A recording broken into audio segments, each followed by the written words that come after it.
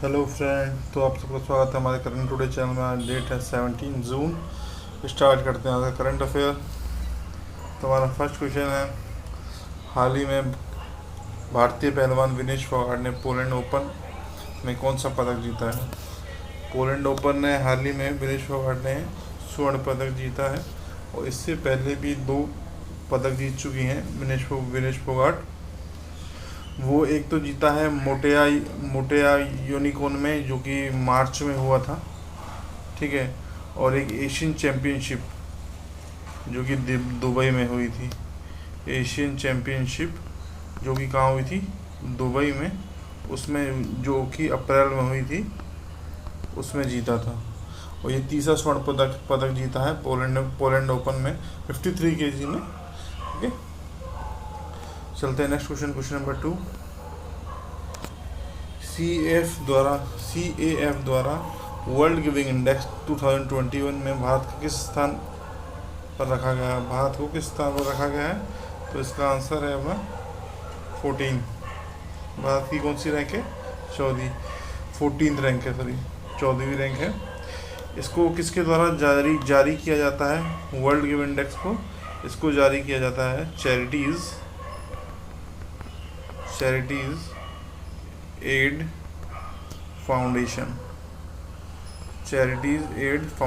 के द्वारा जारी किया जाता है। इसको चैरिटी एड फाउंडेशन के द्वारा जारी किया जाता है। ओके, और इसमें जो पहला स्थान जो प्राप्त हुआ है, वो प्राप्त हुआ है इंडोनेशिया को, और सेकंड जो है वो है केन्या, और इंडिया 14th रैंक पे। ओके, चलते हैं नेक्स्ट क्वेश्चन नंबर 3। हाल ही में किस को WHO ने तकनीकी सलाहकार समूह में मानव सदस्य के रूप में नियुक्त किया गया है। मानव सदस्य के रूप में किसे नियुक्त किया गया है, तो वो है अपने मुकेश शर्मा।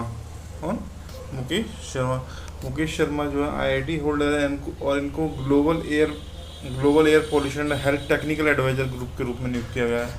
इसके रूप में लिख देता हूँ, ग्लोबल एयर पॉल्यूशन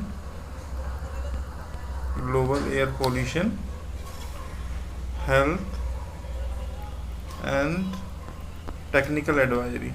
पूरा नहीं लिखूँगा, technical advisory. Okay, technical advisory के रूप में एडवाइजरी ग्रुप का इनके सदस्य नियुक्त किया गया है इन्हें, ठीक है। WHO आया है, तो WHO के बारे में डिस्कस कर लेते हैं। WHO की स्थापना कब हुई थी, 1948। हेडक्वार्टर कहाँ है, जिनेवा स्विट्ज़रलैंड में। कहाँ है, जिनेवा स्विट्ज़रलैंड में। और इसके जो महानिदेशक हैं WHO के, वो कौन हैं, ये इम्पोर्टेंट है, पूछ सकते हैं कहीं भी। महानिदेशक हैं टेड्रोस एडनॉम। ओके, चलते हैं नेक्स्ट क्वेश्चन नंबर 4। हाल ही में उड़ीसा का कौन सा प्रसिद्ध त्यौहार बनाया गया है, तो इसका आंसर है अपना रज महोत्सव। क्या है, रज महोत्सव। अब उड़ीसा है तो इसके बारे में डिस्कस कर लेते हैं। उड़ीसा की कैपिटल क्या है, भुवनेश्वर।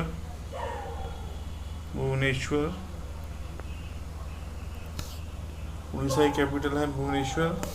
CM कौन है, CM है नवीन पटनायक,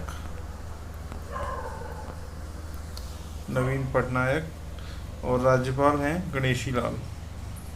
गवर्नर राज्यपाल हैं गणेशी लाल। ओके, गणेशी लाल। चलते हैं नेक्स्ट क्वेश्चन नंबर 5। हाल ही में किस देश में महात्मा गांधी पुस्तकालय का उद्घाटन किया गया है।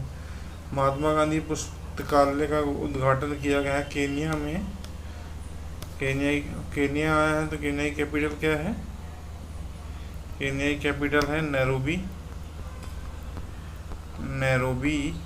केन्या की कैपिटल है नैरोबी, और इसके प्रेसिडेंट हैं उहुरु केन्याटा। इम्पोर्टेंट नहीं है, वैसे बता देता हूँ साथ में।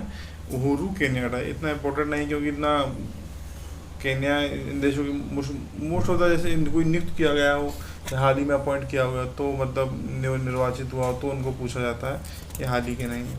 ओके, चलते हैं क्वेश्चन नंबर 6। हाल ही में किस राज्य सरकार ने भारत रत्न और पद्म पुरस्कारों के अपने संस्करण स्थापित करने की घोषणा की है? तो ये है अपने असम ने की है संस्करण घोषित करने की। और पद्म पुरस्कार भारत रत्न के बारे में आया है तो भारत रत्न का डिस्कस कर लेते हैं। भारत रत्न जो है भारत का सर्वोच्च नागरिक सम्मान है, सर्वोच्च नागरिक सम्मान है, सर्वोच्च नागरिक सम्मान है। और इसकी जो स्थापना की गई थी राजेंद्र प्रसाद के द्वारा की गई थी और उसको देना स्टार्टिंग की गई थी 2 जनवरी 1954 राजेंद्र प्रसाद के द्वारा। किसने? राजेंद्र प्रसाद, ठीक है, राजेंद्र प्रसाद के द्वारा। और सबसे पहले जो भारत रत्न दिया गया था वो थे डॉक्टर, पहला जो भारत रत्न दिया गया था वो थे डॉक्टर भगवान दास। और सेकंड जो थे वो थे अपने जवाहरलाल नेहरू। ओके, जवाहरलाल नेहरू, सही नहीं लिखा हूँ, आप सही कह लीजिएगा, दोबारा लिख देता हूँ, जवाहरलाल नेहरू। ओके, जवाहरलाल नेहरू। और 2019 में जो 3 व्यक्ति थे उनको पुरस्कार दिया गया था भारत रत्न, तो वो कौन थे? उसमें पहला है अपना भूपेन हजारिका। सेकंड है अपने पूर्व राष्ट्रपति प्रणब मुखर्जी। और थर्ड है नानाजी देशमुख।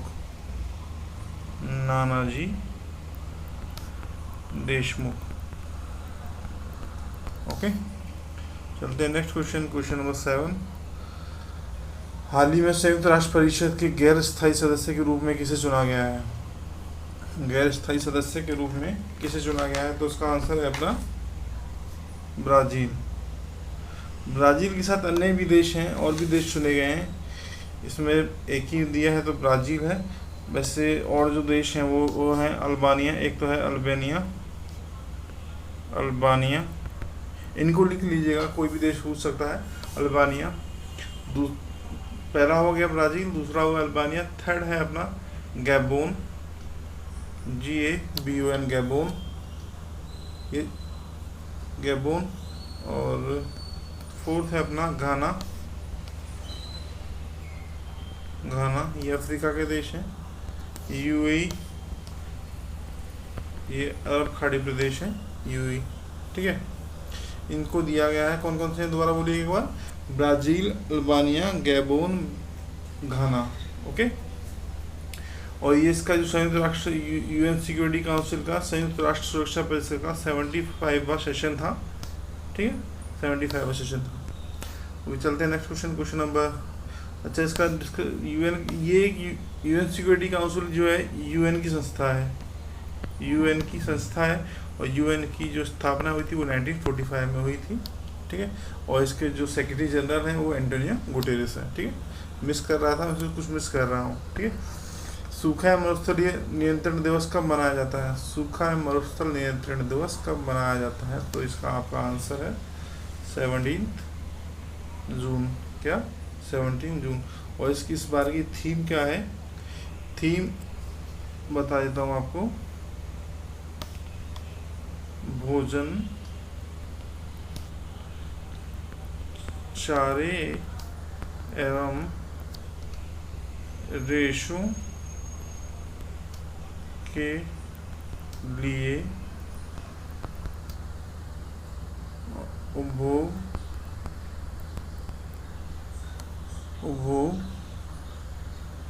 और इसको काट के दोबारा लिख दो, और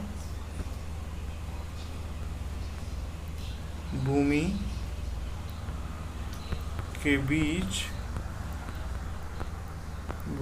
बीच अंतर संबंधों को रेखांकित करना, अंतर संबंधों को रेखांकित करना, ये लिख लेना। ये इसका थीम है, आपको जो पीडीएफ मिलेगा उसमें मिल जाएगा पूरा। ठीक है, दोबारा मैं बोल देता हूँ। भोजन चारों एवं देशों के बीच सॉरी कंफ्यूज हो गया थोड़ा। भोजन चारों एवं देशों के लिए उपभोग और भूमि के बीच अंतर संबंधों को रेखांकित करना। ओके, चलते हैं नेक्स्ट क्वेश्चन नंबर 9। किस आईआईटी संस्थान ने पहला विद्युत मुक्त सीपीएपी उपकरण जीवन वायु विकसित किया है? तो ये किसके द्वारा विकसित किया गया है? आईआईटी रोपड़ के द्वारा। किसके द्वारा? आईआईटी रोपड़। ठीक है, चलते हैं नेक्स्ट क्वेश्चन नंबर 10 और फाइनल क्वेश्चन हमारा। किस बैंक ने कवच पर्सनल लोन, कौन सा? कवच पर्सनल लोन के नाम से एक नया ऋण उत्पाद लॉन्च किया है? तो इसका आंसर है अपना एसबीआई। क्या है? एसबीआई। ठीक है, तो एसबीआई एक हमारा सबसे बड़ा और सबसे पुरानी बैंक है और इसका हेडक्वार्टर क्या है, कहाँ है? मुंबई में इसका हेडक्वार्टर है। बैंक ऑफ कलकत्ता, इसकी स्थापना जो हुई थी वो बैंक ऑफ कलकत्ता के रूप में हुई थी। और इसके जो वर्तमान अध्यक्ष जो हैं दिनेश कुमार खारा।